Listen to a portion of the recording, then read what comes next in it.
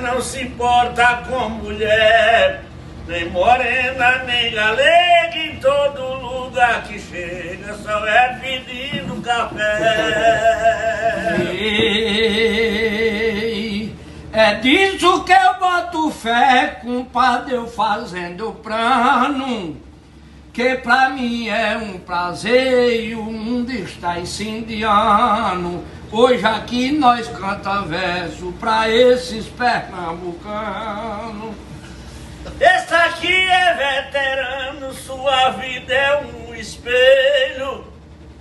Veio aqui pra essa terra que tem o barro vermelho.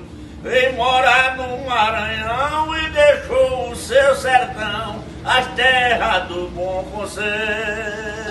Desse jeito eu aproveito agora para cantar. Quero falar em galego, pessoa espetacular. Esse é cunhado de Del, que vai ouvir eu cantar. Que é melhor morrer sofrendo do que sofrer sem amar.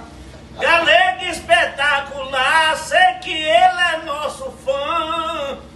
Começa a me ouvir agora e só vai parar amanhã. E ele trabalha ali com o patrão Pacovan. Disse que o patrão é bom, mas é um caba danado.